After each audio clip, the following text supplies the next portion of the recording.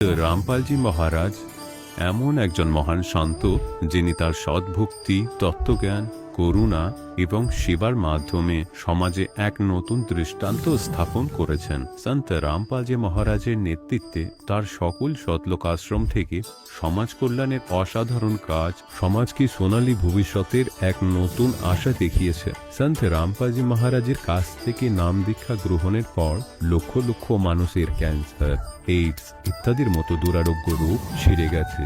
সন্তজির জ্ঞানে অনুপ্রাণিত হয়ে তার অনুগামীরা লক্ষ লক্ষ ইউনিট রক্তদান করেছেন। সন্তজি লক্ষ লক্ষ বোন ও কন্যার যৌতুক মুক্ত বিবাহ করিয়েছেন। সন্তজি লক্ষ লক্ষ মানুষকে নেশা থেকে মুক্তি দিয়েছেন। কোটি কোটি ভেঙে যাওয়া পরিবার আবার জোড়া লেগেছে। সন্তজির আশ্রমে সমাগমের সময় বিনামূল্যে চক্ষু চিকিৎসা, দন্ত চিকিৎসা প্রদান করা হয়। সন্ত রামপালজি মহারাজ সময়ে সময়ে পরিবেশ রক্ষার উদ্দেশ্যে ব্যাপক পর্যায়ে বৃক্ষরোপণ করেন। সন্তজি অভাবীদের তাৎক্ষণিক ত্রাণ সরবরাহের জন্য অ্যাম্বুলেন্স পরিষেবা চালু করেছেন। সন্তজি তার অনুগামীদের দেহদানের জন্য অনুপ্রাণিত করেন, যাতে মানবতার সেবা এবং চিকিৎসা ক্ষেত্রে উন্নতি হতে পারে। সন্ত রামপালজি মহারাজের সকল আশ্রমে প্রতিটি সমাগমে বিনামূল্যে ভাণ্ডারার আয়োজন করা হয়, যেখানে প্রতিটি শ্রেণী, প্রতিটি জাতি এবং প্রতিটি ধর্মের মানুষ একসাথে বসে খাবার খায়।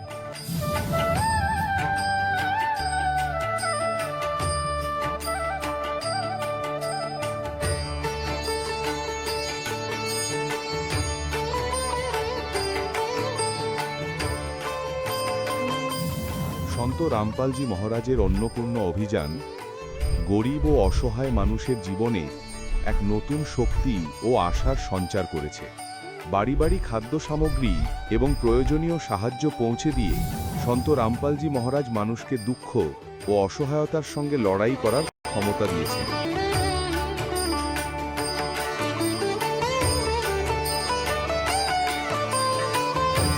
সন্ত রামপালজি মহারাজ কর্তৃক গরিব মানুষের জন্য বাড়ি বানানোর এই অসাধারণ কাজটি এক এমন দৃষ্টান্ত স্থাপন করছে, যা শতাব্দীর পর শতাব্দী ধরে সন্তজির উদারতা ও দয়ার প্রতীক হিসেবে পরিচিত হবে।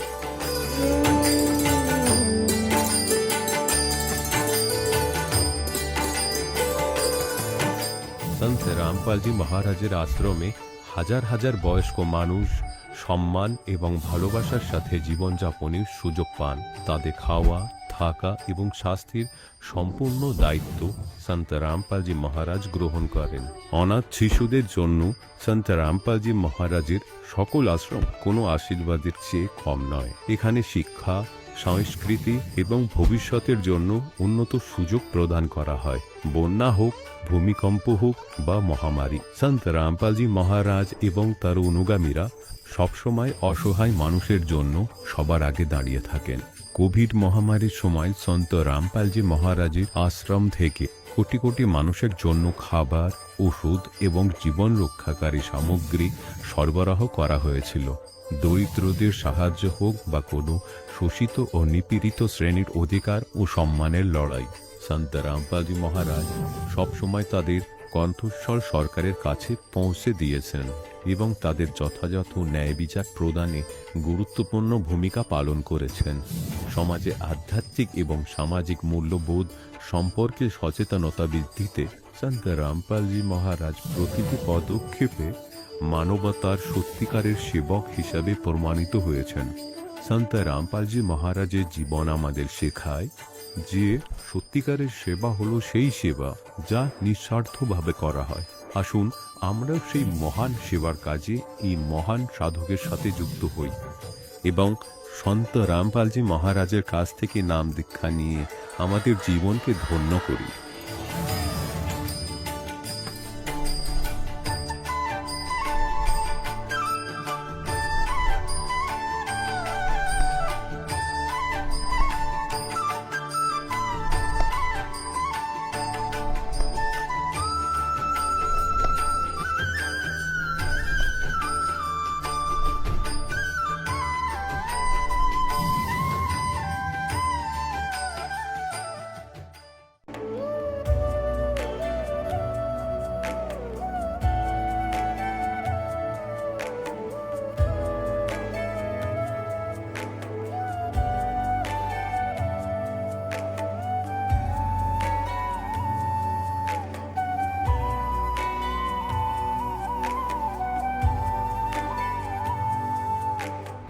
ব্রহ্মার পিতা, কে বিষ্ণুর মা, শঙ্করের ঠাকুর দাদাকে আমাকে বলো।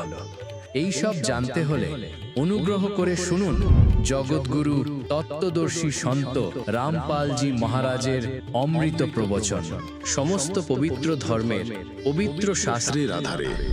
নমস্কার দর্শক বন্ধুরা, আজকের সাক্ষাৎকারে আমরা শুনব জলপাইগুড়ি জেলার আমবাড়ি ফালাকাটা থেকে আসা পূর্ণিমা সরকার দিদির নতুন জীবন ফিরে পাওয়া গল্প। নাম দীক্ষা নেওয়ার আগে পূর্ণিমা দিদি ছিলেন বহু দেবদেবীর ভক্ত। হনুমানজির চল্লিশা, দিনে 3 বার পাঠ, একাদশী ব্রত, নানা রকম পূজা সবকিছুই তিনি নিষ্ঠার সঙ্গে করতেন। কিন্তু সেই সব সাধনায় শান্তি ছিল না, ছিল কেবল দেহ ও মন জুড়ে অসন্তোষ ও অশান্তি। একদিন আচমকাই অসুস্থ হয়ে পড়ে জানা গেল তার ব্রেনে টিউমার। এক হাসপাতাল থেকে আরেক হাসপাতাল, ডাক্তার জানালেন অপারেশন ছাড়া উপায় নেই, তাও কোনো নিশ্চয়তা নেই। ঠিক সেই কঠিন সময়ে তার হাতে আসে গীতা তোমার জ্ঞান অমৃত এবং জ্ঞান গঙ্গা বই। সেই বই পড়েই তিনি জানতে পারেন সত্যিকারের ভক্তি কাকে বলে। এরপর তিনি সন্ত রামপালজি মহারাজের সৎসঙ্গের মাধ্যমে নাম দীক্ষা নেন, আর অলৌকিকভাবেই শুরু হয় তার জীবন পরিবর্তনের পথ। যে টিউমারের জন্য ডাক্তাররাও হাল ছেড়ে দিয়েছিল, তা ধীরে ধীরে ঠিক হতে থাকে শুধু মন্ত্রজপ ও নিয়মিত সৎসঙ্গের প্রভাবে। এখন তিনি সম্পূর্ণ সুস্থ, একাই সব কাজ করতে পারেন, স্বাভাবিক জীবন যাপন করছেন।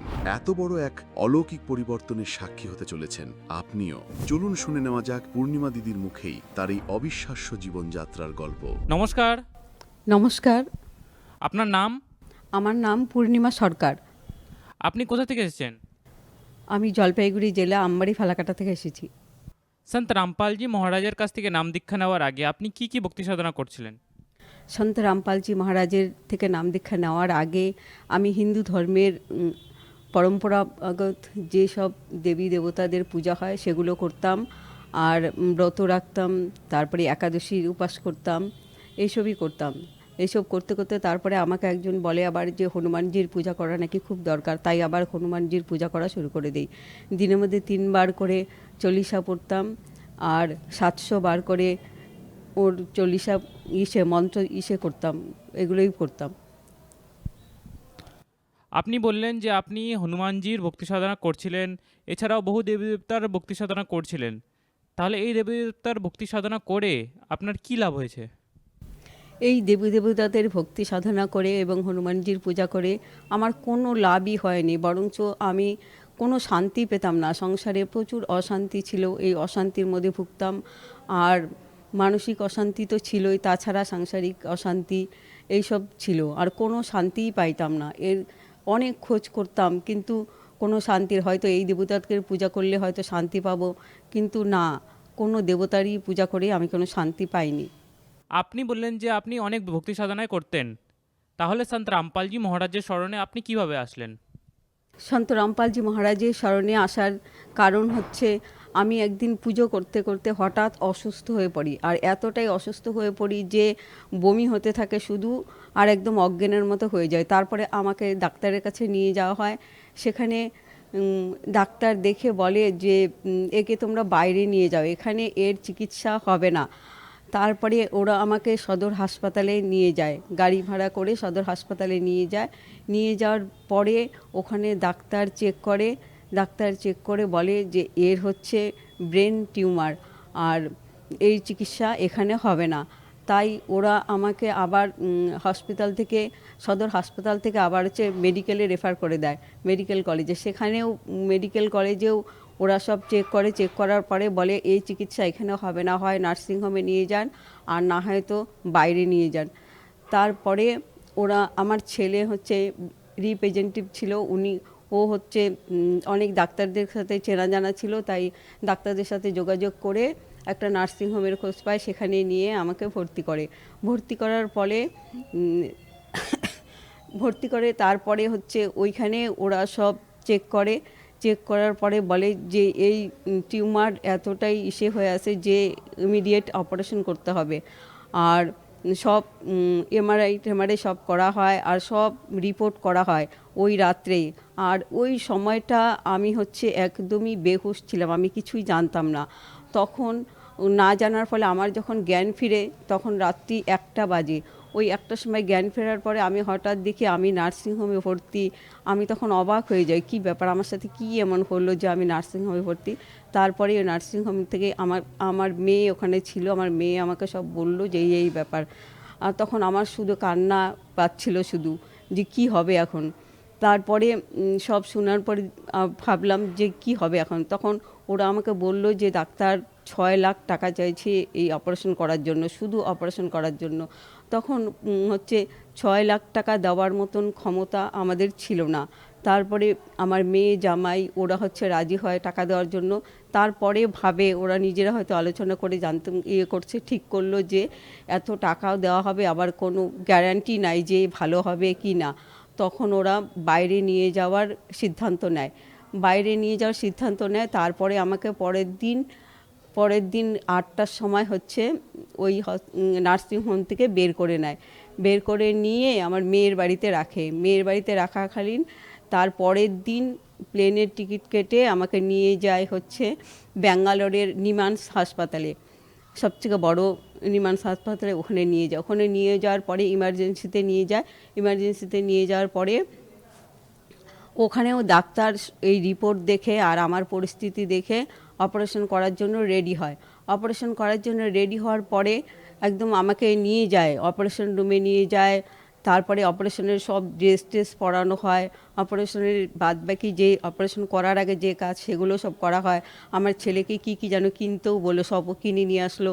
তারপর হচ্ছে ঠিক অপারেশন করার কিছু মুহূর্ত আগেই যে ওই হাসপাতালে কি হয় আমি জানি না, তখন হচ্ছে পরে শুনি যে ওই হাসপাতালে তখন পরিস্থিতি খুব খারাপ ছিল, কেননা অনেক অ্যাক্সিডেন্টের রুগী এসে ভর্তি হয়। তারপরে সব ডাক্তাররা সব ওইখানে ভিড় হয়ে যায়, আর আমার দিকে তখন আর ধ্যান দেয় না। তখন আমাকে ওই রুগীদের চিকিৎসা করার জন্য আমাকে তখন ওখান থেকে 1 ঘন্টা কালীন আমি ওখানে থাকার পরে আমাকে ওখান থেকে বের করে দেয়, আর বলে যে 1 সপ্তাহ পরে ওপিডিতে ওখানে দেখানো হবে, তারপরে ওনার চিকিৎসা হবে। তারপর হচ্ছে একদিন আমাকে আমার স্বামী বাজার থেকে গীতা তোমার জ্ঞান অমৃত বই এনে দেয়। আর পড়ার খুব শখ ছিল, আমার ছোটোর থেকে পড়ার খুব শখ ছিল, তাই ওই বই পড়তে শুরু করি। এদিকে আবার মাথাটা এতটাই খারাপ, বাড়িতে বই পড়তে দিত না দেখে আমি কি করতাম, সবাই ঘুমিয়ে পড়তো, তারপরে রাত্রি লাইট জ্বালিয়ে নিয়ে তারপরে আমি বই পড়তাম। বই পড়তে এমন তো কিছু সেরকম জ্ঞান ভিতরে ঢুকেনি, কিন্তু একটা কথা আমার মাথায় ঢুকে গিয়েছিল যে এই বইয়ের মধ্যে সত্যি অমৃত আছে। আর যে অমৃতের সন্ধান যে খুঁজছিলাম আমি, যে অমৃত আমি খুঁজে বেড়াচ্ছিলাম এতদিন ভরা, সেই অমৃতের সন্ধান আমি পাই ওই বইয়ের মধ্যে। আর আমার মনে হচ্ছিল যে এইখানে গেলেই আমি একদম সুস্থ হব, আর কোথাও সুস্থ হব না। কারণ আমি জানতাম যে মেডিকেলে অপারেশন করার পরেও আমি বাঁচব না, তাই ভাবতাম। তারপরে এরকম থাকতে ওই বই আমি হচ্ছে গীতা তোমার জ্ঞান অমৃত বই পড়ার পরে তারপরে তো আমাকে নিয়ে যায়, কলকাতায় নিয়ে যায়। কলকাতায় চিকিৎসা হওয়ার পরে তখন ওখান থেকে যখন ফিরে আসার পরে তারপরে আবার আমাকে ওই জ্ঞানগঙ্গা বই এনে দেয়। জ্ঞানগঙ্গা বইটা দেখেই আমার তখন মনে হচ্ছিল ঠিক ওই আগের বইয়ের মতনই কোনো জ্ঞান এর মধ্যে আছে। তারপরে আমার খুব উৎসাহ নিয়ে ওই বই পড়তে শুরু করি। ওই বই আমি 3 দিনে পড়ে শেষ করে দিই। ওই বইটা পড়ার পরে তারপরে খুব পড়তেই থাকে, সবসময় খালি শুধু মনে হচ্ছিল যে এইখানেই সব কিছু আছে, পৃথিবীতে আর কোথাও কিচ্ছু নেই, এই বইয়ের মধ্যে যা আছে এই জ্ঞান এইখানেই সব কিছু আছে। তারপরে ওই বইয়ের মধ্যে জ্ঞানগঙ্গা বইয়ের মধ্যে আমি একটা সেন্টারের নাম্বার খুঁজে পাই। নাম্বার পেয়ে ওই নাম্বারে কল করার পরে তারপরে আমি এই সেন্টারের খোঁজ পাওয়ার পরে তখন ওরা আমাকে বলে দেয় এইভাবে এখানে চলে আসো। তারপরে আমি আমার বৌমাকে নিয়ে এখানে চলে আসি সেন্টারে। আপনি বললেন যে আপনাকে অনেক সমস্যার সম্মুখীন হতে হয়, তাহলে সন্ত রামপালজি মহারাজজির স্মরণে এসে কি আপনার সেই সমস্যা দূর হলো? হ্যাঁ, নাম দীক্ষা নেওয়ার পরে আমার ব্রেনে যে টিউমার ধরা পড়েছিল, সেই টিউমার অপারেশন তো হলো না, তারপরে সেই টিউমার এই নাম দীক্ষা নেওয়ার পরে মন্ত্র জপ করতে আস্তে আস্তে ওটাও কমে যেতে থাকে। আর একদম মনে হচ্ছিল যেন আমার ব্রেনের যে কোনো সমস্যাই নেই। আগে যেরকম সমস্যা হতো, সামান্য একটু টাচ লাগলেই মাথার মধ্যে আমি কেমন যেন বেহুশ হয়ে যেতাম, মাথায় কোনো কাজ করতো না। কিন্তু এখন আস্তে আস্তে দেখি কোনো রকম কোনো এত জোরে টাচ লাগলেও আর কোনো অসুবিধা আমার মাথায় হয় না। তাছাড়া শারীরিক প্রচুর যন্ত্রণা ছিল, যেমন দাঁতের সমস্যা, পেটের সমস্যা, এইসবও আস্তে আস্তে আমার কমে যায় একদম। এখন আমি ধরতে গেলে পুরোটাই সুস্থ, আর এতটাই সুস্থ যে আমি একা একাই চলতে পারি এবং একা একাই সেন্টারে চলে আসি। আমি একা একাই সব কিছু করতে পারি, এখন সংসারের কাজও করি, সব কিছু একা একাই করতে পারি এখন। আমার কোনো অসুবিধা আর হয় না। আপনি বললেন যে সন্ত রামপালজি মহারাজের কাছ থেকে নাম দীক্ষা নেওয়ার পর আপনার ব্রেন টিউমার ঠিক হয়ে গেল। তাহলে এটা কিভাবে সম্ভব হয় কি এক সন্তের কাছে নাম দীক্ষা নেওয়ার পর এরকম অসম্ভব অসম্ভব লাভ সম্ভব হতে থাকে? হ্যাঁ, এরকমই এরকমই হয়। সন্ত রামপালজি মহারাজের যে নাম দীক্ষা দেওয়ার পরে যে উনি যে মন্ত্র দেন, সেই মন্ত্রে এতটাই শক্তি, সেই মন্ত্র জপ করলে, সে উনার নিয়ম মতো থেকে মন্ত্র জপ করলে সমস্ত সমস্যাই সমাধান হয়ে যায়। আমি তো আগেও অনেক ভক্তি করছি, অনেক পূজা করতাম, কিন্তু আমার তো কোনো লাভ হতো না। এখন তাই মনে হয় যে ওগুলো ছিল শাস্ত্রের বিরুদ্ধ। আর হচ্ছে সন্ত রামপালজি মহারাজ যে ভক্তি দেন সেটা হচ্ছে শাস্ত্র অনুকূল, তাই আমাদের এত লাভ হয়। যেমন আগে ভক্তি করতাম আমি, যে মা কালীর পূজাও করতাম, আবার লক্ষ্মী দেবীর, লক্ষ্মী নারায়ণের পূজাও করতাম, কিন্তু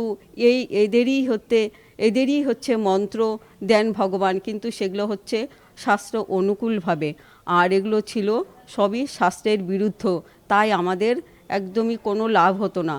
আর এই শাস্ত্র অনুকূল ভক্তি করার ফলে আমার জীবনে এতটাই লাভ এসেছে। আপনি বললেন যে সন্ত রামপালজি মহারাজের কাছ থেকে নাম দীক্ষা নেওয়ার পর আপনার ব্রেন টিউমার ঠিক হয়ে গেল। তাহলে আপনি আমাদের দর্শকদেরকে কি বার্তা দিতে চান? আমি দর্শকদের কি বলবো, শুধু অনুরোধ করতে চাই যে সমস্ত ভাই বোনেরা বা ভক্তমতীরা যারা আছে, তার জগৎবাসী, তারা সবাই হচ্ছে সন্তরাম পালজির দেওয়া, সন্তরাম পালজির পুস্তক জ্ঞান গঙ্গা, গীতা তোমার জ্ঞান অমৃত, জীবনের পথ, এগুলো পড়ে আপনারা জ্ঞান বুঝুন, বুঝে তারপর আপনারা নাম দীক্ষায় নিতে আসুন। আর তারপরে জ্ঞান বুঝে নাম দীক্ষায় নিতে আসুন, এবং তাহলেই সব লাভ পাবেন। আর এই দেবতাদের পুজো যত করবেন তত পাকের মধ্যে পড়বেন, কোনো লাভ হবে না এতে।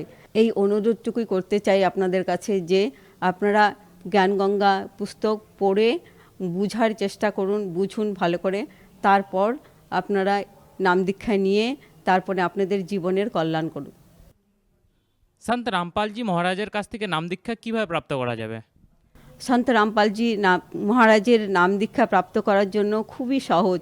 দেখবেন সৎসঙ্গের সময় এক হলুদ রঙের পট্টি আসে, সেই পট্টিতে একটা ঠিকানা, একটা ফোন নাম্বার দেওয়া থাকে। সেই ফোন নাম্বারে ফোন করলে পরেই আপনারা জানতে পারবেন যে সেন্টারের, আপনি যেখানে বাস করেন সেই জেলার সেন্টারের নাম আপনি খোঁজ পেয়ে যাবেন, এবং এইভাবে আপনি নাম দীক্ষা নিতে পারবেন। ধন্যবাদ। নমস্কার। দর্শকগণ, এখন আপনি শুনলেন সন্ত রামপালজি মহারাজের থেকে দীক্ষা গ্রহণ করে সুখী হওয়া ভক্তের অভিজ্ঞতা।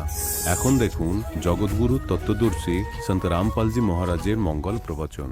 আর উনি অভিশাপ দিয়ে দিলেন। আমি তখন হাত জোড় করে এটা বললাম, হে মহর্ষিজি, এই দাসের ভুল হয়ে গেছে। আমি তো অত্যন্ত নীচ ব্যক্তি, আমার কপালটাই খারাপ, তবেই তো এরকম ভাষা আপনার সামনে বলে ফেললাম। আমার দুর্ভাগ্য ছিল। একটা দয়া করবেন দয়ালু দাদা, আমার যে কোনো জন্মই হোক না কেন, তাতে সে চন্ডালে ঘরই হোক, আমি ভগবানের ভক্তি যাতে না ভুলে যাই, সেই দয়াটা করুন আপনি। তো এই আশীর্বাদটা দিয়ে দিলেন লোমশ ঋষি ওখানে। তো সারা বৃত্তান্ত খুলে বললো যে তারপর কি হলো, আমার একটা কাকের ঘরে জন্ম হলো আমার। যেমন ব্রহ্মাজি রয়েছেন, এনার হংস বাহন আছেন, আর হংসের সাথে একটা হংসিনী কম্পালসারি হয়। তো ব্রহ্মাজির পত্নী সাবিত্রী কি করেছিলেন, ওই হংসিনী যখন ঋতুবতী হলো, মানে গর্ভধারণের যোগ্য হলো ঋতু শুরু হবার পর, তখন উনি কাক চণ্ডালের কাছে নিয়ে গেলেন ওনাকে দেবলোকের মধ্যে। ওদের ওই সংযোগে মিলন হওয়ার জন্য ওই কাক ভূষণ্ডের জন্ম হয়ে গেল। বাকি শরীরটা মানুষের মতনই, ওপরের মুখটা আর ঠোঁটগুলো কাকের মতো। তাহলে ওই জন্মে ওর কি প্রাপ্তি হলো?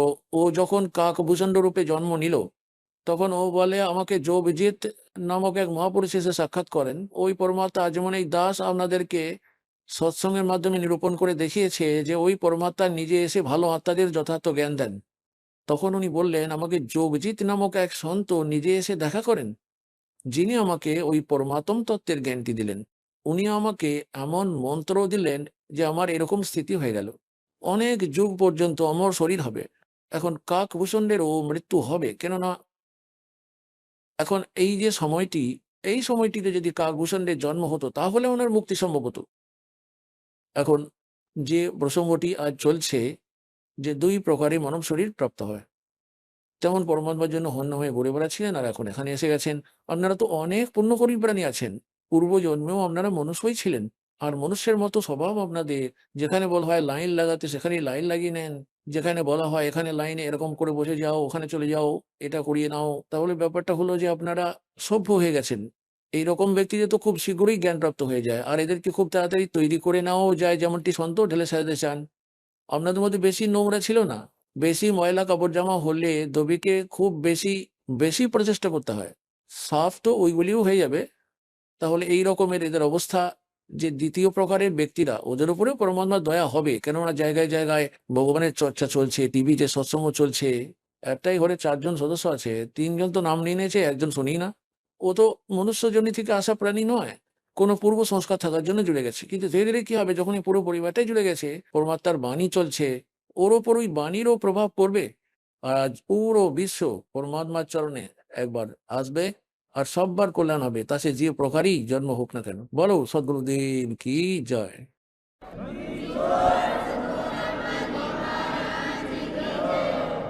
परम पिता परमात्मा पूर्ण ब्रह्म सर्वसृष्टि रचनाकार কবির দেব কবির পরমেশ্বরজির অসীম কৃপাতে আপনারা সকল পুণ্যাতাগণ সৎসঙ্গ শ্রবণ করার জন্য উপস্থিত হতে পেরেছেন। মানুষ জন্ম দুর্লভ হ্যায়, मिले न बारंबार, तरवर से पत्ता टूट गिरे वो बहरने लगता डर। पृथ्वी पति चकवे गए जिनके चक्र चलंत, रावण सरीखे कौन गिण हैं ऐसे गए अनंत। मानुष जन्म पाय के जो नहीं रटे हरि नाम, जैसे कुआ जल बिना फिर बनवाया क्या काम।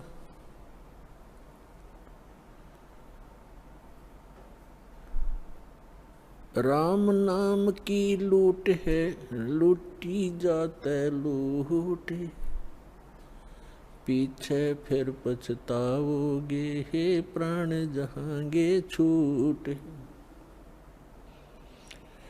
नंगा आया जगत में नंगा ही तू जाए, बीच में ख्वाबी ख्याल है ये मन माया भरमावे। मर्द गर्द में मिल गए वो रावण से रणधीरे, कंस के सी चाणोर से भाई हिरण्यकशिपु बलबीर।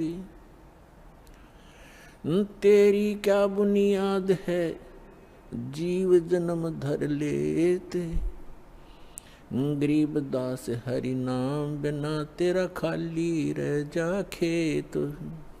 जिन हर की चोरी करी और गए राम गुण बोले, ते बेदना बागुल किए है रहे उर्द मुख झूले। राम रटत कोड़ी भलो चू चू पड़े जो चामे, वो सुंदर शरीर किस काम का जा मुख नाही नाम। राम रटत कन्या भली साकट भलो न पूते, जैसे छेरी के गल में गल थना जिसमें दूध ना मूते। राम रटत दारिद्र भलो, टूटी घर की छान, वो सुंदर महल किस काम के, जहाँ भक्ति नहीं भगवान। कबीर जिव्या तो वाए भली, जो जप हरि नाम, नहीं तो काट के फेंक दियो, ये मुख में बलो ना साम। परम पिता परमात्मा परमेश्वर আমাদের পিতা, সবারই জনক, সর্ব উৎপাদক পরমাত্মা প্রভু কবির সাহেব জি, কবির জি, ইনি পরম অক্ষর ব্রহ্ম, ইনি সর্বশ্রেষ্ঠী রচনা করেছেন। আর পুণ্যতাগণ আপনাদের উপর দয়া করেছেন সেই দীন দয়াল, আপনাকে এই তত্ত্ব জ্ঞান বুঝিয়েছেন, আপনার কাজ পর্যন্ত পৌঁছে দিয়েছেন। আপনার কাজ পর্যন্ত এই তত্ত্ব জ্ঞান পৌঁছানোর জন্য ওই পরমেশ্বর নিজে কত কত কষ্ট সহ্য করেছেন। আপনার কাজ পর্যন্ত পৌঁছানোর জন্য ওই পরমাত্মা বিভিন্ন ধরনের রূপ বানিয়েছেন। আপনি তো এই কালের ভাঙ এতটাই পান করে রেখেছেন যে এই কালের এই ধরনের নকল সুখ, এই মিথ্যা সুখের নেশায় আপনারা ভগবানকে চিনতেও ভুলে গেছেন।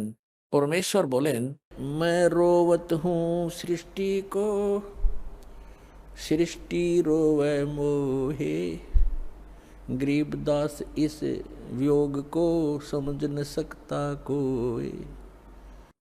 আমাদের পিতা বলেন, আমাদের ভগবান বলেন, আমি তোমার জন্য কাঁদছি, আমি তোমার জন্য হন্য হয়ে ঘুরে বেড়াচ্ছি যে তুমি ভুল জায়গায় রয়েছো। এখানে কোনো জীব সুখী নয়, এখানে সুখ নামের কোনো জিনিস নেই। আর আপনি এখানে সুখ খুঁজে বেড়াচ্ছেন, আর সুখ দেবেন যিনি সেই ভগবানকে অবিরত খুঁজে চলেছেন, তার জন্য কাঁদছেন, তার জন্য তড়পাচ্ছেন। আমি তোমাদের জন্যই কাঁদছি যে আমি সেই পরমাত্মা, আমি তোমাদের জনক হই, আমি তোমাদের পিতা হই। আপনারা এই একটি ভুল করেছিলেন, যে কারণে এই কাল কসাইয়ের কাছে এখানে ফেসে গেছেন।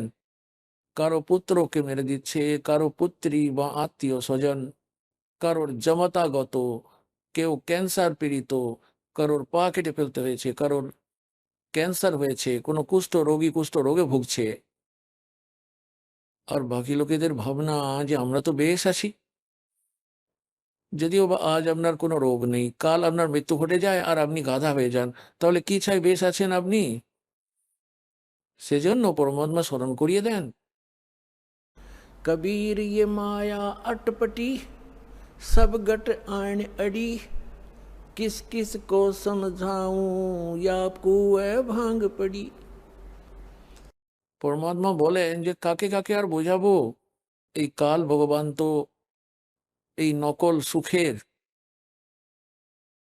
একটি কুয়োর মধ্যে যেমন 1-2-3 কুইন্টাল ভাঙ কেউ গুলে ফেলে দেয়, ওই কুয়োর জল তাতে 1000 ব্যক্তিই খায় না কেন, আর খাওয়ার পর ওদের একই রকমের গতিবিধি, একই রকমের ভাষা, একই রকমের চালচলন হয়ে যায়, কেননা প্রত্যেকের ওই একই নেশা হয়ে গেছে।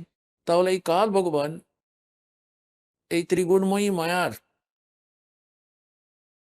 এতটাই মাত্রা আপনার মধ্যে প্রবেশ করিয়ে রেখেছে যে আপনার এর জন্য এতটাই নেশা হয়ে গেছে, যেমন যদি কারোর কাছে ভালো বড় পাকা বাড়ি, অট্টালিকা, কার হয়ে যায়, ওর তো ওটা নেশা হয়ে যায় ওটা, আর ও তো অহংকারে ফুলে বসে থাকে। ও এটা ভুলে যায় যে বাচ্চা কাল তোর মৃত্যু হয়ে গেলেই গাড়ি বাড়ি তোর সঙ্গে যাবে না। তাহলে এখানে এই বুদ্ধিটা কেন কাজ করে না আপনাদের? তাই পরমাত্মা আমাদের মনে করিয়ে দিতে চান যে যে সুখের সন্ধান তোমরা এখানে করে চলেছো, সেটি তো আপনারা সতলোকে পাবেন। এখানে তো আপনি হাজার সমস্যার সম্মুখীন হয়ে যদি সামান্য একটা গাড়িও জোগাড় করেন, তারপর আবার দেখবেন ওটার ইঞ্জিনের মধ্যে গড়বড়ি বেরোচ্ছে, আবার তেল ভরানোর জন্য পয়সার চিন্তা। শতলোকে চলুন, ওখানে তো বিমান পাবেন, উড়োজাহাজ পাবেন, আর আপনার মনের ইচ্ছা অনুযায়ী যেখানেই যেতে চান না কেন সেকেন্ডের মধ্যে উড়ে চলে যাবেন, সপরিবার একসঙ্গে ঘুরে বেড়াতে পারেন, কোনো পয়সা লাগবে না। আপনি সমস্ত বস্তু বিনামূল্যে পেয়ে যাবেন, সর্বসুখ হবে, আপনার কখনো মৃত্যু হবে না। আপনার এই রকমই পরিবার ওখানে সৎলোকের ভিতর হয়ে যাবে। এতদিন পর্যন্ত তো মূর্খ বাণী রেখে দিয়েছিল এই নকল সন্তগুলো, যে ওখানে তো প্রকাশই প্রকাশ দেখা যায়, চেতনই চেতন, আর আত্মা তো এমনভাবে মিশে যায় যেন আর এই জলবিন্দু সমুদ্রে মিশে যাচ্ছে। তাহলে সেই ওখানে গিয়ে আর কি করবো? তার থেকে তো ভালো এখানে যেমন আছে সুখ দুঃখ নিয়ে, সেটাই ঠিক। তো ওনাদের তো আক্কেল ছিলই না, জ্ঞানটা তো ছিলই না, ওনাদের স্বয়ং কোনো অনুভব হয়নি, কারণ ওনাদের সাধনাটাই ভুল ছিল, ওনাদের জ্ঞানটাই ভুল ছিল। আসলে ওনারা কাল প্রেরিত, কালেরই দূত ছিলেন। তো পরমাত্মা আমাদের মনে করিয়ে দেন कि इस झूठे सुख को सुख कहे ये मान रहा मनमोद, ये सकल चबी ना काल का, कुछ मुख में कुछ गोद। তাহলে পুনাতগণ আপনারা দেখতে পাচ্ছেন, যখন কোথাও ভূকম্প চলে আসে, হাজার হাজার লক্ষ লক্ষ সংখ্যায় মানুষজন মারা যায়, আর অন্য জীবদের তো গুণাগুনতিই করা যায় না। কোথাও যদি বন্যা চলে আসে, তাহলে গ্রামের পর গ্রাম ভেসে যায়, হাজার হাজার সংখ্যায় লোকজন মারা যায়, আর ওরা ওখানে ওই ঘরবাড়ি, ওখানে সাংসারিক সুখ সাধন দ্রব্যগুলি জড়ো করতে সারা জীবন লাগিয়ে দেয়। ওদের জীবন দৃষ্টি শুধু এতেই কেন্দ্রীভূত থাকে যে বাড়ি বানিয়ে নি, গাড়ি নিয়ে নি, আরো একটি প্লট নিয়ে নি, দুটো বাড়ি আরো বানিয়ে নি, আরো ব্যাংক ব্যালেন্স বানিয়ে নি, একটা ফ্যাক্টরি লাগিয়ে নি। উদ্দেশ্যটা তো মানি মেকিংই থাকে। পরমাত্মা বলেন, আরে এটা তো বাচ্চার মতো খেলা খেলছো তোমরা, আপনার জ্ঞান নেই, সেই জন্য পাথর নড়ি কুড়িয়ে জড়ো করছেন। 1 সেকেন্ডের ভরসা নেই কখন মাথায় বাজ পড়ে যায়, আর তারপরেও আপনি এখানে স্থায়ী থাকতে চান। এইরকম নোংরা লোকে তো তত্ত্বজ্ঞানের অভাব রয়েছে। যখন আপনার তত্ত্বজ্ঞান হয়ে যাবে, আপনার মানসিক অবস্থা ব্যবস্থাটাই অন্য রকমের হয়ে যাবে। যখন আপনার তত্ত্বজ্ঞানটা হয়ে যাবে, তখন আপনার মানসিক স্থিতিটাই বদলে যাবে, আপনার উদ্দেশ্যটাই বদলে যাবে। পরমাত্মা এখানে এসে আমাদেরকে স্মরণ করিয়ে দেন, আপনারা এটা ঠিক করে ভেবে দেখুন যে আপনাদের মৃত্যু তো হবেই হবে। তাতে সে এখানে পুরো পৃথিবীর রাজা হোক, হয়তো বা খুব ধনী বা গরিব আছে, যে কোনোই ব্যক্তি হন, আপনার মৃত্যু তো হবেই। আর আপনারা যা কিছুই বা সারা জীবন ধরে সংগ্রহ করে রেখেছেন, ওগুলো তো আপনার সঙ্গে যাবে না। এটা তো ইউনিভার্সাল ট্রুথ, আর আপনারা সবাই জানেন এই ব্যাপারটা। আপনার তো এটা তো ঠিক যে আপনার কাছে পূর্বজন্মের পুণ্য রয়েছে, আর আপনার কাছে যা কিছু বস্তু উপলব্ধ রয়েছে, এইগুলিকে আপনি এইরকম মেনে নিন যে এইগুলি আপনার নয়। আপনি একটি রেস্টুরেন্টের মধ্যে থাকছেন, যেমন একটি বড়লোক ধনী ব্যক্তি যার অনেক পুঁজিপাতি আছে, একটি ভালো হোটেল বা রেস্টুরেন্টে থাকতে চায়, 1, 2, 3 দিন অথবা 3, 4 দিন, যেমনই হোক ওদের হিসাবে 8 দিন অতিবাহিত করতে চায়, তাহলে ওর কাছে পয়সা তো প্রচুর আছে, সেই জন্য ও হাই কোয়ালিটির হোটেল রেস্টুরেন্টের মধ্যে থেকে যেতে পারে। ওখানে সুচারু ব্যবস্থাপনা, সোফা সেট, সুন্দর বিছানা, টিভি, ফ্রিজ, আরো সমস্ত সুবিধা দিয়ে রাখা আছে। বেল বাজিয়ে দিন, বেয়ারা চলে আসবে, আর যে কোনো খাবার বা পানীয় দ্রব্য যা চাইবেন তা পেয়ে যাবেন। আর যে একটা গরিব ব্যক্তি হয়, সে তো একটা সিম্পল হোটেলে থেকে যায়, যেখানে একটাই তক্তাপোষ আছে আর সামান্য খাবার, খুব অল্প খরচ হয়। তাহলে এইরকমই এখানেও বুঝে নিন, যারা গরিব ব্যক্তি আছে তারা তো একটা সিম্পল হোটেলে থাকছে, আর ধনী আমির যারা, তারা বড় হোটেলে থাকছে। কিন্তু ওই ভোগ্যবস্তুগুলো ওদের কারোরই নয়। হোটেল রেস্টুরেন্টে যাওয়া ব্যক্তিরা তো এটা জানি যে এখানে তোর কোনো বস্তুই নিজের নয়, এগুলোকে প্রয়োগ করতে পারো, কিন্তু সেটাও কিন্তু নিজের খরচায়। তো এই কাল ভগবানের এটা হলো হোটেল, উদাহরণ হিসাবে বলে যায়। আর এর মধ্যে পূর্ব পুণ্য কর্মের ফলস্বরূপ আপনারা যে সুযোগ সুবিধা পাচ্ছেন, ওগুলো তো আপনি পূর্বজন্মের পুঁজি থেকে পাচ্ছেন, পকেট থেকে তো আপনারই চলে যাচ্ছে। যে সুবিধাগুলো আপনারা ভোগ করছেন তাতে তো পূর্ণ ক্ষীণই হয়ে যাচ্ছে। আর গরিব ব্যক্তির কথাটা ভাবুন, ওরা তো সিম্পল হোটেলে রয়েছে, কেউ কেউ ঝুপড়িতে রয়েছে, কেউ সাধারণ একটা ঘর বানিয়ে থাকুক, সেও তো একটা হোটেলেই রয়েছে। একদিন তো এই দুজনকেই এখান থেকে ছেড়ে চলে যেতে হবে, আর সমস্ত বস্তু এখানেই পড়ে থাকবে। কিন্তু এরা যাবে এটা কোথায়? নিজেদের ঘরে ফিরে যাবে। হোটেলে তো ওইরকম ব্যক্তিদেরই থাকতে হয় যারা বিদেশে গেছে, নিজেদের ঘর ছেড়ে বাইরে রয়েছে। আজ পর্যন্ত আপনাদের এটাই জানা নেই যে আপনারা এই হোটেল ছেড়ে কোথায় প্রস্থান করবেন। আপনার যখন পয়সা শেষ হয়ে যায়, সময় সমাপ্ত হয়ে যায়, তখন আপনাকে জবরদস্তি হোটেল থেকে ধরে বাইরে বের করে দেয়, সড়কে ফেলে দেয়, বলে অন্য জায়গায় যাও। যখন আমরা ঘরের বাইরে বেরিয়ে অন্য কোথাও যাই, এমনি কোনো কার্য বা কর্মসূত্রে, তখন ওখানে যাবার আগে আমরা ওখানে কোথায় থাকবো, রাত্রি হয়ে গেলে আমরা কোথায় থাকবো তার ব্যবস্থাটা আগে থেকেই করে নিতে হয়। আর সংসার ছেড়ে চলে যাচ্ছে যে ব্যক্তি, কখনো এটা ভাবে না যে আমি মৃত্যুর পরে কোথায় যাব। তাহলে ওই জ্ঞানটি এখন আপনাদের প্রাপ্ত হয়ে যাচ্ছে যে আপনারা এখন এই সাধনা করুন, আর আপনারা এই হোটেলগুলোতে থাকুন যেমন যার ব্যবস্থা দেওয়া আছে।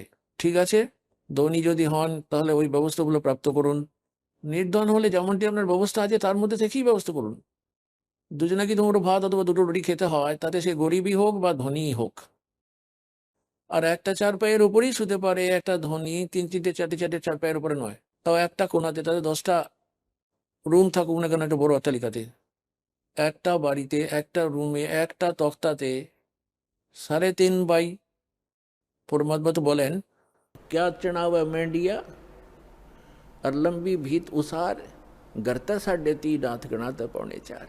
অর্থাৎ আপনাকে শোয়ার জন্য আপনার নিজের হাত এতটা মাপেন, যদি নিজের শরীর, আপনার নিজের হাতের 3.5 হাত হবে, 3.5 হাতের। তাই পরমাত্মা এখানে বলেন যে আপনি চাইলে 20 কামরার বাড়ি বানিয়ে রাখুন না কেন, ওটার মধ্যে 3.5 হাত আর বাই 1 হাত, বাস এতটা জায়গায় জরুরি আপনার জন্য। বাকি ওই বড় বাড়ি ওনার মাথায় বোঝা, কি হবে ওটা নিয়ে? সময়টা নষ্ট হলো, নিজের জীবনটা বৃথা কেটে গেল। কথাটার অর্থ এটা হলো যে ঠিক আছে, ভগবান আপনাকে বড় বাড়িও দিয়েছেন, অন্য সুবিধাগুলোও দিয়েছেন, কোনো ব্যাপার না, কিন্তু এখন ভবিষ্যতের জন্য তৈরি হও, এখান থেকে চলে যাবার উদ্দেশ্যে কাজ করো। অসংখ্য জন্ম হয়ে গেছে আপনারা এখানে ভুলে ভটকে বেড়াচ্ছেন। এখন পরমাত্মা তো আমাদের বলতেই থাকেন যে আপনারা এখানে এই কাল কসাইয়ের লোকে এসে গিয়ে রয়ে গেছেন, যেখানে ও নিজের স্বার্থপরতাবশত আপনাদের পেলে রেখেছে। যেমন করে একটা কসাই ছাগল পালে, পুণ্যাতাগণ আপনাদের উপরে এই 3 গুণের এতটা জবরদস্ত প্রভাব পড়ে গেছে যে আপনি আপনার আপন পরিবার, সন্তান সন্ততি, সম্পত্তিগুলি নিজের আপন মেনেই বসে আছেন, মেনেই নিয়েছেন। যে ধরনের একজন মদ খেয়ে নেশাগ্রস্ত ব্যক্তি, তাতে সে নোংরা দুর্গন্ধ আবর্জনার মধ্যেই থাকুক না পড়ে, অথবা সে চারপাইয়ের উপর শুয়ে আছে, সে জানেই না সে কোথায় শুয়ে আছে। তাহলে আজ আমাদের এমন পরিস্থিতি এসে গেছে যে আমরা সবকিছুই আমাদের নিজস্ব বলে মেনে বসে আছি। আর আপনাদের যদি এটা বলা হয় যে আপনারা কসাইয়ের লোকে রয়েছেন আর এ তো আপনাদের সবাইকে খাবে বারে বারে এক এক করে, এ তো ভাই ছাড়ে না কাউকেই। কোনো কোনো পরিবারের 3-3 জন সদস্যকে একবারেই খেয়ে নেয়, কোনো দুর্ঘটনা ঘটিয়ে অথবা অন্য কোনো কারণ দেখিয়ে বা রোগে ভুগিয়ে। আর বাকি যারা রইল তারা ভাবছে আমরা তো বেশ ঠিক আছে। আর যাদের সাথে এইসব ঘটনা ঘটে গেছে তার পূর্বে ওরাও আপনার মতো ওই একই স্থিতিতে ছিল। তো পুনাতগণ, পরমাত্মা তো আপনাদের উপর অসীম কৃপা করেছেন, এই জ্ঞানটি দিয়েছেন। আর তারপরে উনি বিকল্পটাও বলেছেন যে এখান থেকে চলে যাওয়ার পর আপনারা ওখানে কোথায় থাকবেন গিয়ে। গীতা অধ্যায় 15 1 থেকে 4 নম্বর শ্লোকের মধ্যে বলা হয়েছে যে উল্টো ঝোলানো সংসার রূপে একটি বৃক্ষ রয়েছে, তার শিকড়টি তো হলো পরমাত্মা, আর তার নিচে 3 গুণরূপী শাখা রয়েছে, যেমন রজগুণ ব্রহ্মা, শতগুণ বিষ্ণু আর তমগুণ মহেশ্বর। আর যে সন্ত এই উল্টো ঝোলানো সংসার বৃক্ষটির সমস্ত বিভাগগুলিকে বলে দেবেন কাণ্ডটি কোন ভগবান, এই সংসাররূপী বৃক্ষের শিকড়টিকে, অর্থাৎ যার দ্বারা সববার ধারণ পোষণ হয়, ওই প্রভুকে তিনি, ওই শাখাগুলিকে কে, বড় ডালটিকে, আর পাতাগুলি বা কি, তো বেদবেদ উনিই হলেন তত্ত্বদর্শী সন্ত। তত্ত্বদর্শী সন্ত পেয়ে যাওয়ার পর 15 অধ্যায়ের 4র্থ শ্লোকে বলা হয়েছে শ্রীমদ্ ভগবদ গীতাতে, তারপর ওই পরমেশ্বরের পরম পদের খোঁজ করা উচিত, যেখানে যাওয়ার পর সাধকেরা আবার ঘুরে আর কখনোই এই সংসারে ফিরে আসে না। আর যে পরমেশ্বর এই সংসাররূপী বৃক্ষটির রচনা করেছেন, প্রারম্ভে এটি যাঁর কাছ থেকে বিস্তারপ্রাপ্ত হয়েছে, কেবল ওই পরমাত্মারই ভক্তি করো, অন্য আর কারোর নয়। আর গীতাজ্ঞানদাতা 8 অধ্যায়ে 13 নম্বর শ্লোকে নিজের বিষয়ে বলেছেন, ওম ইতি একাক্ষরম ব্রহ্ম বিহারণম মাম অনুসমরণম ইহা প্রয়াতি তাইজন দেহম সয়াতি পরমাম গতিম। আমারও ব্রহ্মের একটিমাত্র ওম অক্ষর আছে। গীতার জ্ঞানটিকে এই ব্রহ্মই বলছেন, এই কালই বলছেন, শ্রীকৃষ্ণের মধ্যে প্রবেশ করে বলছেন। আর ইনি বলছেন আমারও ব্রহ্মের কেবলমাত্র একটি ওম মন্ত্র আছে, এটার উচ্চারণ করতে করতে ইহলোক ত্যাগ করার সময়, মৃত্যুর সময়ও যদি এটার জপ করতে থাকি, তাহলে ওম নাম থেকে পাওয়া যে পরম গতি সেটি প্রাপ্ত হয়। ও তো ব্রহ্মলোক প্রাপ্ত হয়, আর ব্রহ্মলোকে যাও প্রাণীরাও আবার ঘুরে আসে। 8 অধ্যায়ের 16 নম্বর শ্লোকে এটিকে স্পষ্ট করে বলা হয়েছে, ওরাও পুনরাবর্তিত রয়েছে। আর গীতা জ্ঞানদাতা বলছেন 4th অধ্যায়ের 5 আর 9 শ্লোকে, গীতা অধ্যায় নম্বর 2 এর শ্লোক নম্বর 12-তে, আর গীতা অধ্যায় নম্বর 10 এর শ্লোক নম্বর 2-এ। গীতা জ্ঞানদাতার কথা এটি যে অর্জুন, তুই জানিস না আমি জানি, তোর আর আমার অনেক জন্ম হয়ে গেছে। এর থেকে প্রমাণিত হয়ে গেল যে গীতার জ্ঞানদাতা এই যে ব্রহ্ম, এ হলো কাল। আর গীতার অধ্যায় নম্বর 11 শ্লোক নম্বর 32-এ স্বয়ং বলছে যে অর্জুন, আমি হলাম কাল, আর এখনই প্রবৃত্ত হয়েছি। শ্রীকৃষ্ণ নিজে কাল ছিলেন না। শ্রীকৃষ্ণ যদি হতেন তাহলে কেন বলতেন এখনই প্রবৃত্ত হয়েছি? শ্রীকৃষ্ণ তো প্রথম থেকেই উপস্থিত ছিলেন ওখানে অর্জুনের সাথে, ওনার সারথি হয়ে। তাহলে পুনঃ তখন সদ্ব্রতগুলি আমাদের এক অমূল্য ধনরত্ন, এইগুলি আমাদের ধর্মগুরুরা সঠিকভাবে না বুঝে বজগট করে দিয়েছেন, উল্টো জ্ঞান বুঝিয়ে দিয়েছেন আমাদেরকে। শ্রীকৃষ্ণকেই সুপ্রিম পাওয়ার বলে দিয়েছেন, যখন শ্রীকৃষ্ণ নিজে একটি ব্রহ্মাণ্ডের একটি শতগুণ ডিপার্টমেন্টের মন্ত্রী হিসেবে জেনে নিন, আর এনার পিতা কালকে একটা ব্রহ্মাণ্ডের মুখ্যমন্ত্রী হিসেবে বুঝে নিন, আর ওভারঅল কন্ট্রোলার সমস্ত ব্রহ্মাণ্ডগুলির। ওনাকে তো প্রধানমন্ত্রী রূপে পরমক্ষর ব্রহ্মকে বুঝুন, উনিই পূর্ণ পরমাত্মা। ওনার সাধনার জন্যই গীতা জ্ঞানদাতা বারবার বলছেন। আবার গীতার অধ্যায় নম্বর 18 শ্লোক নম্বর 62-তে বলেছেন, অর্জুন তুই সর্বতভাবে ওই পরমেশ্বরেরই শরণে চলে যা, ওই পরমেশ্বরেরই কৃপাতে তুই পরম শান্তি আর সনাতন পরম ধামকে প্রাপ্ত করতে পারবি। গীতা অধ্যায় নম্বর 8 শ্লোক 1-এ অর্জুন জিজ্ঞাসা করেছিলেন যে হে পরমাত্মা, আপনি যে সপ্তম অধ্যায়ের 29 শ্লোকে যে তদ্ব্রহ্মের বিষয়ে তথ্য দিয়েছেন, যে তদ্ব্রহ্মের সঙ্গে পরিচিত প্রাণীরা এই আধ্যাত্মিক জ্ঞানের সঙ্গে পরিচিত আর সর্বকর্মের সঙ্গে পরিচিত ব্যক্তিরা কেবলমাত্র জরা আর মরণের হাত থেকে মুক্তি পাওয়ার জন্য প্রচেষ্টা করেন। জরা মানে বৃদ্ধ অবস্থা, আর মরণ মানে মৃত্যু। জরা আর মরণের হাত থেকে মুক্তি পাওয়ার জন্য যারা প্রয়াস করছেন, ওনারা ওই তদ্ব্রহ্মের সঙ্গে পরিচিত আছেন, অর্থাৎ সেই পূর্ণ পরমাত্মার সঙ্গে পরিচিত আছেন, তার চিরশাশ্বত স্থানের সঙ্গে পরিচিত আছেন, যেখানে যাওয়ার পর কেউ বুড়ো হয়ে যায় না, বৃদ্ধ অবস্থা আসে না, আর মৃত্যু তো হয়ই না। 8ম অধ্যায়ে 1ম শ্লোকে অর্জুন আবার জিজ্ঞাসা করছেন, কিম তদ্ব্রহ্ম, ওই তদ্ব্রহ্মটি কি একটু বলুন তো আমাকে। এখন 8ম অধ্যায়ের 3য় শ্লোকে এই গীতার জ্ঞানদাতা কাল ব্রহ্ম উত্তর দিচ্ছেন যে তিনি তো পরম অক্ষর ব্রহ্ম, অর্থাৎ গীতা জ্ঞানদাতা থেকে কেউ অন্যই হলেন ওই প্রভু, ওই স্বামী, ওই মালিক। গীতা অধ্যায় 4 শ্লোক নম্বর 32 আর 34 স্পষ্টভাবে বলা আছে যে ওই সচিদানন্দ ঘন ব্রহ্ম স্বমুখ কমলে বিবৃত করে একটি অমৃত জ্ঞান প্রচার করেন। ওই সচিদানন্দ ঘন ব্রহ্মের বাণীতে সমস্ত ধার্মিক অনুষ্ঠানগুলির, যেগুলি আধ্যাত্মিক মার্গের সমস্ত ভক্তিবিধিগুলির সত্য বিস্তারিতভাবে বলা হয়েছে, সেটি হলো তত্ত্বজ্ঞান। ওই তত্ত্বজ্ঞানটিকে অর্জুন তুই এক তত্ত্বদর্শী সন্তের কাছে গিয়ে জেনে বুঝে নে। ওনাকে ধন্যবাদ প্রণাম করলে, ছল কপট ছেড়ে দিয়ে প্রশ্ন করলে ওই তত্ত্বদর্শী সন্ত তোকে তত্ত্বজ্ঞানের উপদেশ দেবেন। এ থেকে প্রমাণিত হয়ে যায় গীতার মধ্যে ওই তত্ত্বজ্ঞানটি নেই, আর গীতার জ্ঞানদাতাও ওই তত্ত্বজ্ঞানের সঙ্গে অপরিচিত আছেন। তার জন্যই এই দাসকে পাঠিয়ে দিয়েছেন পরম পিতা, ওই কবির ভগবান তত্ত্বদর্শী সন্ত বাণী। এবং যে প্রসঙ্গটি চলছে, গীতার জ্ঞানদাতা 8 অধ্যায়ের 3য় শ্লোকে বলেছেন তিনিই হলেন পরমক্ষর ব্রহ্ম। আর এই 8 অধ্যায়েরই শ্লোক নম্বর 5 আর 7-এ কাল ব্রহ্ম নিজের সাধনাই করতে বলেছেন আমার সাধনা কর, তাতে আমাকে তো প্রাপ্ত হয়ে যাবে, কিন্তু যুদ্ধ তো করতেই হবে। আর পুণ্যাতগণ, যেখানে যুদ্ধ হয় সেখানে শান্তি কি করে হয়? সেজন্য গীতা জ্ঞানদাতার এই জ্ঞানের মধ্যে রয়েছে 18তম অধ্যায়ে 62 নম্বর শ্লোকে যে সর্বভাব নিয়ে অর্জুন তুই ওই পরমেশ্বরেরই শরণে যা, ওই পরম অক্ষর ব্রহ্মের শরণে যা, আর ওনার কৃপাতেই তুই পরম শান্তি আর সনাতন পরম ধামকে প্রাপ্ত হয়ে যাবি, যেখানে যাওয়ার পর ফিরে আর কেউ এখানে আসে না।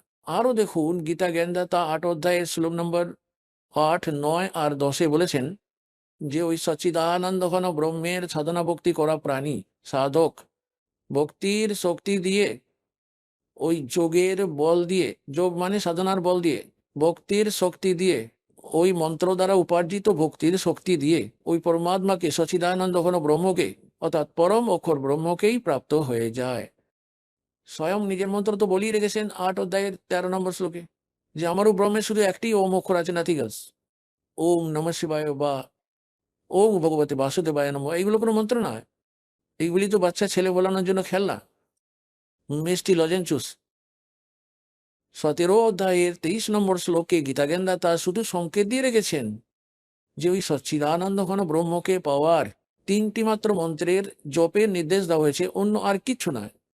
ओम तत्सत इति निर्देश ब्रह्मण त्रिविध समर्थ ब्राह्मणा तेन वेदा यज्ञा विहिता पुरा।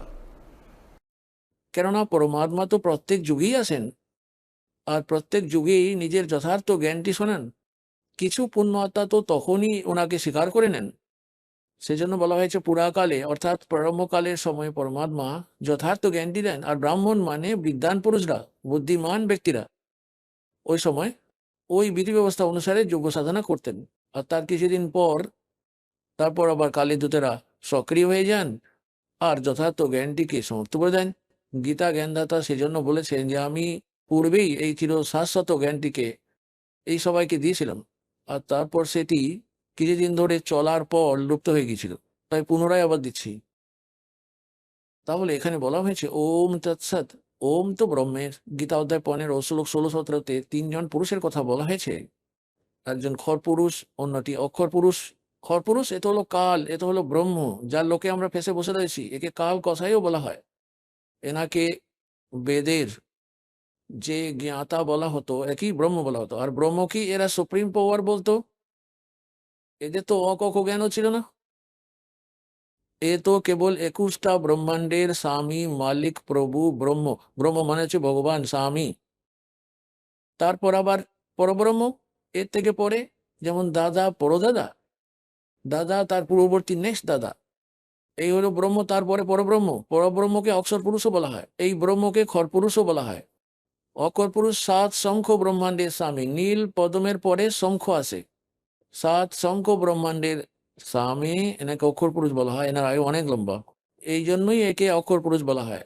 এবারে যিনি 3য় নম্বরে রয়েছেন, গীতা অধ্যায় নম্বর 15 শ্লোক 16-তে 2টো পুরুষ রয়েছে, খর আর অক্ষর। আর বলা হয়েছে যে যত সবই এনার অন্তর্গত প্রাণীরা রয়েছে শরীরধারী, এদের সব বাড়ির, আর সাথে সাথে এদের দুজনারই, খর পুরুষ আর অক্ষর পুরুষের শরীরগুলো তো নশ্বর, কিন্তু জীবাত্মা কারোরই মরে না। পরে আবার 15 অধ্যায় 17 নম্বর শ্লোকে তখনই আবার বলল যে উত্তম পুরুষ তু অন্য পরমাত্মা ইতি উদাহরতা। উত্তম পুরুষ, পুরুষোত্তম, পুরুষোত্তম তো কেউ অন্যজনই আছেন। এই দুজন খর পুরুষ আর অক্ষর পুরুষের থেকে আলাদা। 8 অধ্যায়ের 3য় শ্লোকে গীতা জ্ঞানদাতা বলে দিয়েছে ওটা তো হলো পরম অক্ষর ব্রহ্ম। এখন দেখুন, ব্রহ্ম একটা হলো খর ব্রহ্ম, খর পুরুষ বলুন বা খর ব্রহ্ম বলুন, যাকে কাল বলা হয়, যিনি গীতার জ্ঞানটা শ্রীকৃষ্ণের মধ্যে প্রবেশ করে বলেছিলেন, এনাকে খর ব্রহ্ম বলা হয়। ইনি 21টা ব্রহ্মাণ্ডের ব্রহ্ম স্বামী। আর অক্ষর পুরুষ আছে, অক্ষর ব্রহ্ম বলো বা অক্ষর পুরুষ বলো, উনি তো হলেন 7 শঙ্খ ব্রহ্মাণ্ডের স্বামী। আর পরম অক্ষর পুরুষ বলুন, পরম অক্ষর ব্রহ্ম বলুন, উনি হলেন অসংখ্য ব্রহ্মাণ্ডের ওভারঅল কন্ট্রোলার। আর উনি হলেন এই সংসার রূপী বৃক্ষের মূল শেকড়, যার দ্বারা সবার ধারণ পোষণ হয়, যিনি সবার প্রতিপালক। গীতা অধ্যায় নম্বর 15 শ্লোক নম্বর 17-তে এটা বলা হয়েছে যে উত্তম পুরুষ তো অন্য পরমাত্মা ইতি উদাহরত ইয়ে লোকত্রয়ম আবেশ বিবর্তি আবেশ্বর। ও হো, অধ্যায় 15 শ্লোক 17-তে এর মধ্যে বলেছে যে উত্তম পুরুষের তু অন্য, এই খর পুরুষ আর অক্ষর পুরুষের থেকে উনি হলেন শ্রেষ্ঠ ভগবান। উত্তম মানে শ্রেষ্ঠ, পুরুষোত্তম বলুন অথবা উত্তম পুরুষ বলুন, একই ব্যাপার। ওই পুরুষোত্তম তো কেউ অন্যজনই আছেন, উনি তো হলেন পরম অক্ষর ব্রহ্ম। গীতা জ্ঞানদাতা 8 অধ্যায়ে 3 শ্লোকে এটা স্পষ্ট করে দিয়েছেন। আর যেনাকে পরমাত্মা বলা হয়ে থাকে। ও হো, এখন পুনাতেগণ, এখনো পর্যন্ত তো আপনাদের আধ্যাত্মিক মার্গের এবিসিডি জ্ঞানও ছিল না, কেননা আমাদের গুরুগুলি তো নকল ছিল, এনাদের নিজস্ব কোনো জ্ঞানই ছিল না। এখন তাহলে পরমাত্মা কথাটির অর্থ বলি। আজ সৎসঙ্গের মাধ্যমে এটা জানবো যে পরমাত্মা কে। তাহলে এই কাল কসাইয়ের লোকে যে আমরা রয়ে গেছি, এখানে আমরা কি করে থেকে গেলাম, এই যে কি কসাই, আর আসল পরমাত্মাটি কে? গীতাতে দেখুন অধ্যায় নম্বর 15 শ্লোক 17-তে স্পষ্টভাবে বলা আছে যে उत्तम पुरुष तु अन्य परमात्मा इति उदाहरते। যাকে পরমাত্মা বলা হয়, আহা, পরমাত্মা, পরম মানে শ্রেষ্ঠ, আত্মা মানে সোল, অর্থাৎ সব থেকে ভালো আত্মা, দীন দয়াল বলে যাকে আখ্যা দেওয়া যেতে পারে, পরম আত্মা, শ্রেষ্ঠ আত্মা। আর যে মারতে থাকে, ওহো, পুরোপুরি কোনো পরিবারকে মেরে খেয়ে নেয়, কেটে খেয়ে নেয়, আর প্রচন্ড খারাপ অবস্থা করে গেছে, ও পরমাত্মা কখনো এরকম হতে পারেন? কখনো না। তবে যদিও বা আমরা ওকে সঠিক জ্ঞান না থাকার জন্য ওকে পরমাত্মা মেনে বসে আছি, ও পরমাত্মা নয়। পরমাত্মার পরিভাষা যখন জানতে পারবেন, প্রকৃত পরিচয় পেয়ে যাবেন, তখন দেখবেন পরমাত্মা শুধু সুখই দেন, দুঃখ দেন না। ওটা তো শতলোক, ওখানে পরমাত্মা যেমনটি বলে রেখেছে যে আমার এইরকম লোক আছে আর আমি এইরকম ব্যবস্থা ওখানে বানিয়ে রেখেছি, তো সারা অসংখ্য ব্রহ্মাণ্ডের প্রাণীরা তোমরা ওখানে শতলোকে থাকতে পারো। আর প্রত্যেকে সবার জন্য একই রকম ব্যবস্থা বানানো আছে। সুরম্য আলিশান মহল বানানো আছে, অতিশয় তেজপুঞ্জের। সামনে বাগান বাগিচা আছে, প্রতিটার সামনে উদ্যান পার্ক বানানো আছে, ওর মধ্যে অনেক সুন্দর সুন্দর ফল, আপেল, মেওয়া সদাই লাগানো থাকে। আর যখনই চান কোনো প্রকারের খাবার খেতে ইচ্ছা করে, তো তখনই সঙ্গে সঙ্গে আপনি রান্নাঘরে তৈরি পাবেন, একেবারে ফ্রেশ রেডিমেড রান্না করা, সেকেন্ডের মধ্যে। আবার ফলমূলের সাথে পাবেন। তো ওখানটাতেই যাবার জন্য বলেন পরমাত্মা যে ওই হলো পরমাত্মা। ওনাকেই পরমাত্মা বলা হয়, যার ওখানে মৃত্যু নেই, বৃদ্ধ অবস্থা নেই, রোগ নেই, শরীর এত সুন্দর, রাগ দেশ হয়ই না। আর ওখানে ব্যবস্থাটাই এরকমই যে আপনি চাইলেও রাগ দেশ হবে না, কারণ সবাইকে তো একই রকমের ব্যবস্থা সুবিধা দেওয়া আছে। এখন পুণ্যার্থবান যেমন এখন আপনারা এখানে রয়েছেন, 2 দিন থাকুন, 10 দিন থাকুন, আপনারা একদম তৈরি করা খাবার ভান্ডার সমস্ত পেয়ে যাবেন, একই রকমের সবাইকে, কারোর সঙ্গে কোনো ভেদভাব নেই, প্রত্যেকেরই একই রকমের সেটিং হবে, একই রকমের প্রত্যেকের শোয়ার ব্যবস্থা, একই রকমের সব বাড়ির চান করা ধোয়ার ব্যবস্থা, প্রত্যেকেরই একই রকমের। তো এখানে রাগ দেশ হতেই পারে না। কেউ যদি এমন মূর্খ বুদ্ধিভ্রষ্ট হয়ও, যার স্বভাবের মধ্যে এটা ঢুকে গেছে, সে তো আজেবাজে কয়েক নির্দ্বিধায় করে। কেউ ধরুন এখানে গদিটা লাগিয়ে রেখেছে, বিছানাটা লাগিয়ে রেখেছে, অন্যজন যদি বলে হট এখান থেকে আমি এখানটায় বসবো, এরকম সব জায়গাতেই করে। কিছু বাজে লোক আছে যাদের দুর্বুদ্ধি আছে, নয়তো সভ্য ব্যক্তি যারা, এখানে কোনো প্রকারের রাগ দেশ ইত্যাদি আপনাদের মধ্যে আসতেই পারে না, কেননা প্রত্যেকেরই একই রকম ব্যবস্থা। এই ধরনেরই সদলোকে আছে, ওখানে কোনো জিনিসের অভাব নেই। এখানে চুরি ডাকাতি এইসব বাজে নোংরা কাজ কেন করে? কারণ এখানে সব জিনিসের অভাব রয়েছে। প্রত্যেকটি জিনিস কোনো একটি লোকের কাছে উপলব্ধ নেই। কারোর এমন রোগ হয়ে গেল, তাতে সে যত বড়ই ধনী হোক না কেন, তার ওষুধ পাওয়া যায় না। মাথাটাকে মরো দরজায় দেওয়ালে। একজন বলছিল যে এত বড় একজন সেট ছিল, কোটি কোটি টাকার ইনকাম ছিল ওর, আর নিজে স্বয়ং ও কোনো ফল ফ্রুট খেতে পারতো না। এখন আপনি শুনলেন সন্ত রামপালজি মহারাজের মঙ্গল প্রবচন। আসুন এখন শুনি সন্ত রামপালজি মহারাজের থেকে নাম দীক্ষা গ্রহণ করে এবং সদ্ভক্তি করে আশ্চর্যজনক লাভ অর্জনকারী অনুগামীদের অভিজ্ঞতা। নমস্কার দর্শকবৃন্দ, আজ আমরা শুনতে চলেছি এক অসাধারণ আত্মিক যাত্রার গল্প, যেখানে পিন্টুকরণ নামক এক ভক্ত তার আধ্যাত্মিক সাধনার অভিজ্ঞতা আমাদের সঙ্গে ভাগ করে নিচ্ছেন। ইস্কনের ভক্তিপথ অনুসরণ করে 16 মালা করে কৃষ্ণ মন্ত্র জপ করা থেকে শুরু করে মায়াপুর মন্দিরে যাওয়া এবং প্রচার কার্য চালানো সবকিছুই ছিল তার জীবনযাত্রার অংশ। কিন্তু একদিন যখন তিনি সন্ত রামপালজি মহারাজ প্রদত্ত জ্ঞান গঙ্গা বই পড়লেন, তখন তার দৃষ্টিভঙ্গি একেবারেই বদলে যায়। তিনি উপলব্ধি করেন যে প্রকৃত মুক্তির পথ কি এবং শাস্ত্রসম্মত সত্য জ্ঞান কি হওয়া উচিত। এই উপলব্ধি তাকে নিয়ে আসে সন্ত রামপালজি মহারাজের সদমে। আজকের এই আলোচনায় তিনি আমাদের জানাবেন কিভাবে তিনি তার গুরুদেবের কাছ থেকে প্রকৃত আধ্যাত্মিক জ্ঞান লাভ করেছেন এবং কিভাবে এটি তার জীবনে মানসিক এবং আর্থিক সমৃদ্ধি এনেছে। আসুন তার অভিজ্ঞতা থেকে আবার শিখি এবং সত্যের পথে অগ্রসর হই। নমস্কার স্যার। নমস্কার। স্যার আপনার কি নাম? পিন্টু করণ। স্যার আপনি কোথা থেকে এসেছেন? আমি ঝাড়গ্রাম জেলা থেকে এসেছি। স্যার আপনি সন্ত রামপালজি মহারাজের স্মরণে আসার আগে কি ভক্তি বা সাধনা করতেন? আমি সন্ত রামপালজি মহারাজের স্মরণে আসার আগে ইস্কনের সাথে যুক্ত ছিলাম। ওখানে হরে কৃষ্ণ মন্ত্র জপ করতাম, 16 মালা জপ করতাম প্রত্যেক দিন। তারপরে মায়াপুরে মন্দিরেও গেছি, তারপরে ইস্কনের প্রচারও করেছি, আর এইসব করতাম আর কি। স্যার আপনি এত ভক্তি সাধনা করতেন, হরে কৃষ্ণ মন্ত্র করতেন, রাধে রাধে করতেন, এত মন্দিরে গেছেন, তো ইস্কনের ভক্তি বা সাধনা ছেড়ে আপনি সন্ত রামপালজি মহারাজের স্মরণে কেন এলেন? সন্ত রামপালজি মহারাজের স্মরণে আসলাম যখন জ্ঞান গঙ্গা বই পেলাম। জ্ঞান গঙ্গা বইটা পড়ে আমি বুঝতে পারলাম যে আমি যেটা করছি সেটা শাস্ত্রের বিরুদ্ধে। গীতাতে কোথাও লেখা নেই যে হরে কৃষ্ণ মন্ত্র জপ করতে হবে বলে। আর গুরু কিভাবে চিনব তখন আমার জানা ছিল না। জ্ঞানগঙ্গা বই পড়ে আমি জানলাম যে গুরু কীভাবে চিনতে হয়, যেটা গীতায় লেখা আছে 15 নম্বর অধ্যায়ের প্রথম শ্লোকে, ঊর্ধ্বমূলম অধঃশাখম। সেই শ্লোকটাতে বলা আছে যে এই জগৎ সংসারটাকে বলে দিতে পারবে সেই হচ্ছে তত্ত্বদর্শী সন্ত। সেইটা জেনে আমি তারপরে খোঁজ করি তত্ত্বদর্শী সন্তের। জ্ঞানগঙ্গা বইতেই লেখা আছে তত্ত্বদর্শী সন্ত একমাত্র সন্ত রামপালজি মহারাজ, আর বিশ্বে কোনো তত্ত্বদর্শী সন্ত নেই। সেই বুঝে আমি সন্ত রামপালজি মহারাজের শরণে আসলাম। স্যার আপনি যেমন বললেন সন্ত রামপালজি মহারাজ তত্ত্বদর্শী সন্ত, কিন্তু ওয়ার্ল্ডে তো লাখো গুরু আছে, সবাই বলে আমি শ্রেষ্ঠ গুরু। আর আমরা তো এতদিন জেনেছিলাম যে কোনো গুরু দীক্ষা নিলে মন্ত্র করলে মুক্তি হয়, কিন্তু আপনি তত্ত্বদর্শী সন্ত রামপালজি মহারাজ কীভাবে প্রমাণ করবেন? গীতায় যেটা লেখা আছে 15 নম্বর অধ্যায়ের প্রথম শ্লোকে, সেইটা পড়ে আমি বুঝতে পারলাম যে একমাত্র যে ঊর্ধ্বমূল অধঃশাখম, সেই পাঠটা একমাত্র রামপালজি মহারাজ ছাড়া কেউ বলতে পারেনি। একমাত্র সেই বুঝে আমি জানলাম যে উনি তত্ত্বদর্শী সন্ত আছে, এছাড়া কেউ তত্ত্বদর্শী সন্ত নেই। স্যার আপনি সন্ত রামপালজি মহারাজ আর ইস্কনের থেকে কি ভিন্নতা পেলেন? সন্ত রামপালজি মহারাজ আর ইস্কনের মধ্যে আমি এটাই বুঝলাম যে জ্ঞানগঙ্গা বই পড়ে সন্ত রামপালজি মহারাজ যে জ্ঞান বলেন সর্বশাস্ত্র থেকে উনি বলেন। আমি সৎসঙ্গ দেখেছি সন্ত রামপালজি মহারাজের, প্রত্যেকটা শাস্ত্র উনি খুলে খুলে দেখিয়েছেন জগৎ সংসারের মাঝখানে, যে কোন শাস্ত্রে কি লেখা আছে, যে পূর্ণ পরমাত্মা কে, ওইটাই আমি বুঝতে পেরেছি। তার থেকে আমি জেনেছি যে ইনি একমাত্র তত্ত্বদর্শী সন্ত, এছাড়া কেউ তত্ত্বদর্শী সন্ত হতে পারে না। এছাড়া আমি আরও যে মন্ত্র জপ করতাম ইস্কনের, হরে কৃষ্ণ হরে রাম, ওইটা গীতাতে কোথাও লেখা নেই।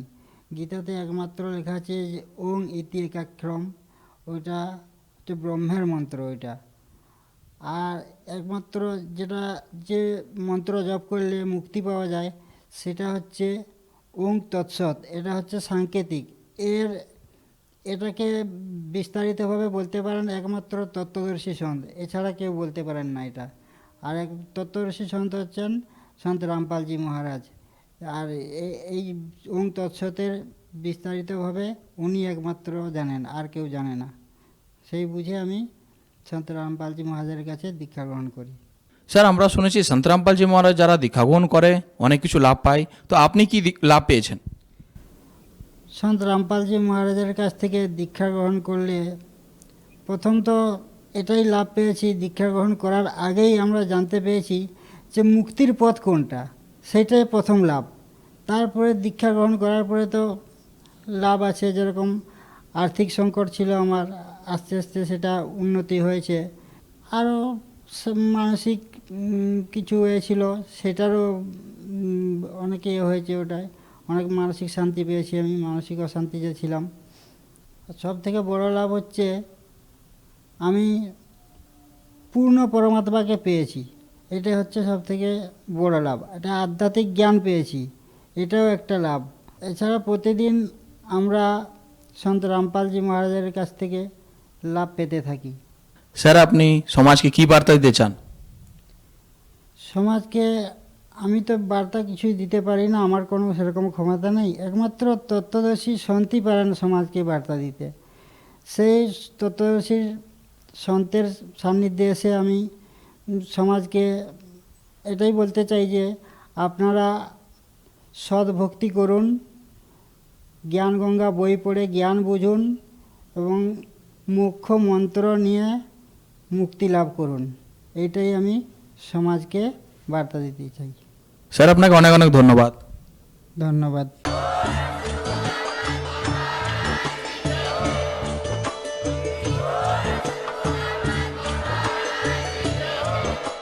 আপনারা শুনছিলেন জগৎগুরু তত্ত্বদর্শী সন্ত রামপালজি মহারাজের মঙ্গলময় প্রবচন। অধিক তথ্য জানার জন্য ভিজিট করুন আমাদের ওয়েবসাইট www.jagatgururampalji.org।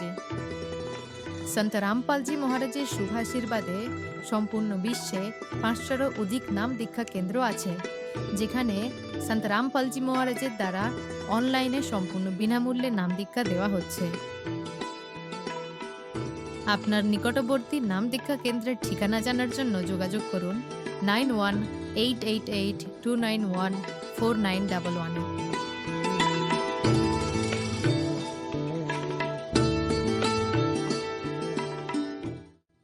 জগৎগুরু তত্ত্বদর্শী সন্ত রামপালজি মহারাজের পবিত্র সান্নিধ্যে ভক্তির আলো জ্বালাতে এবং ভক্তদের সত্য ভক্তির পথ দেখানোর উদ্দেশ্যে পশ্চিমবাংলার জনপ্রিয় চ্যানেল রাত দিন বাংলা চ্যানেলে জগৎগুরু তত্ত্বদর্শী সন্ত রামপালজি মহারাজের মঙ্গল প্রবচনের সম্প্রচার প্রতিদিন দুপুর 1টা থেকে 2টো আর রাত 7টা থেকে 8টা পর্যন্ত করা হচ্ছে।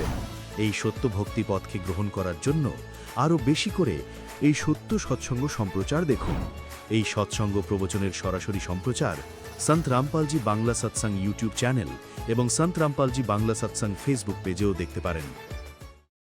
যদি জিজ্ঞেস করেন মদন মিত্রর পছন্দের চ্যানেল কোনটা, আমি বলবো রাত দিন বাংলা। এবং এই চ্যানেলের ওপর নজর রাখুন, যে কোনো সময় দেখবেন এই চ্যানেলে আমি আছি এবং আপনাদের জন্যে অনেক খবর নিয়ে এই চ্যানেলের মধ্যে দিয়েই জনগণের কাছে পৌঁছব।